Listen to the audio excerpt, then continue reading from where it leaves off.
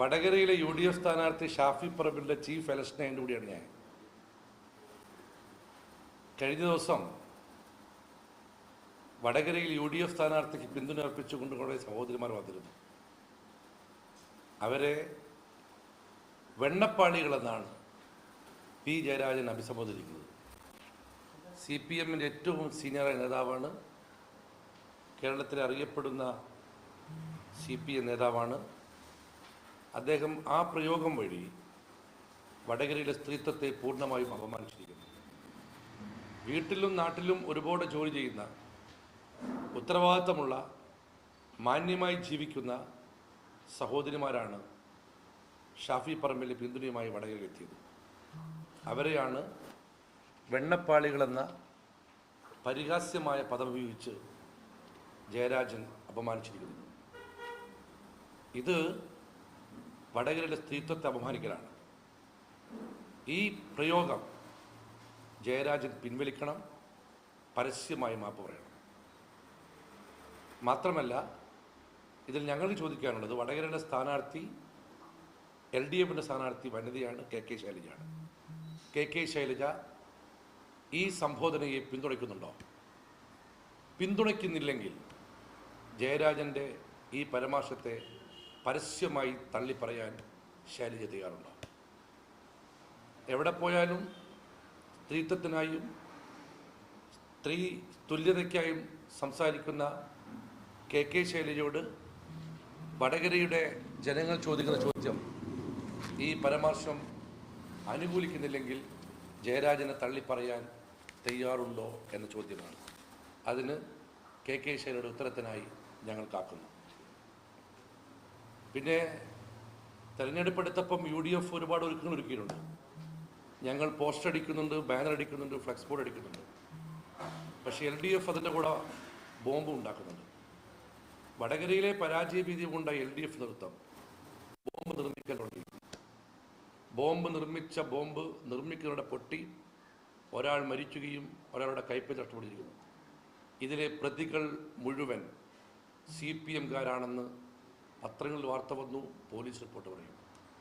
ഇതിൽ ഗൗരവകര കാര്യം, പോലീസിൻ്റെ റിപ്പോർട്ടിൽ പറയുന്നത് തെരഞ്ഞെടുപ്പ് ലക്ഷ്യം വെച്ചുകൊണ്ടാണ് ഇത് ബോംബുണ്ടാക്കിയെന്നുള്ളതാണ്.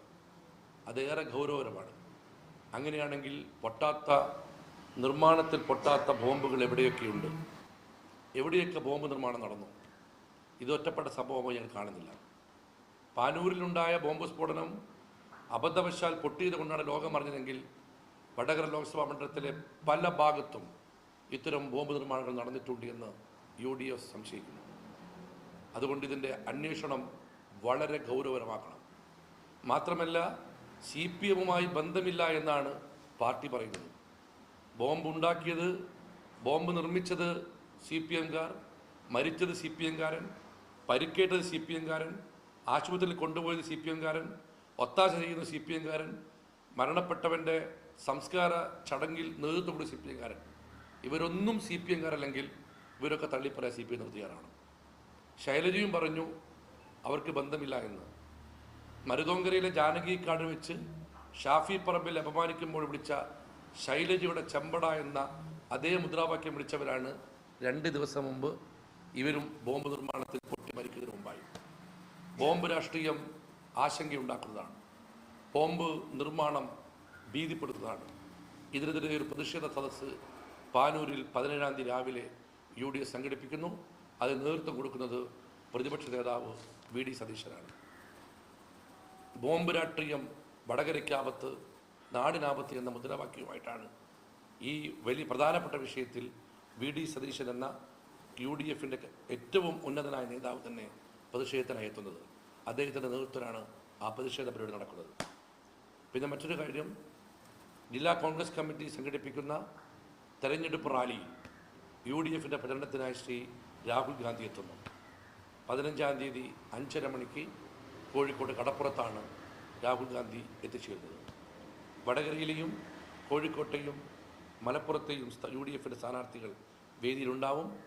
ആ മഹാസമ്മേളനത്തെ അഭിസംബോധന ചെയ്തുകൊണ്ട് പാണക്കാട് സാദിഖ് അലി തങ്ങളും മുസ്ലിം ലീഗിൻ്റെ അഖിലേന്ത്യാ ജനറൽ സെക്രട്ടറി PK കുഞ്ഞാലിക്കുട്ടി സാഹിബും CMP-യുടെ സെക്രട്ടറി CP ജോണും പങ്കെടുക്കും. ബഹുമാന്യനായ പ്രതിപക്ഷ നേതാവ് VD സതീശൻ മുഖ്യ അതിഥിയായി പങ്കെടുക്കുന്ന ചടങ്ങിൽ KPCCയുടെ ആക്ടിംഗ് പ്രസിഡന്റ് MM ഹസനും കോൺഗ്രസിൻ്റെ വർക്കിംഗ് കമ്മിറ്റി അംഗം രമേശ് ചെന്നിത്തലയും പങ്കെടുക്കും. 50,000 പ്രവർത്തകരെ പങ്കെടുപ്പിക്കുന്ന മലബാറിലെ ഏറ്റവും ഉജ്ജ്വലമായ തെരഞ്ഞെടുപ്പ് റാലിയായിരിക്കും രാഹുൽ ഗാന്ധി പങ്കെടുക്കുന്ന 15 റാലി.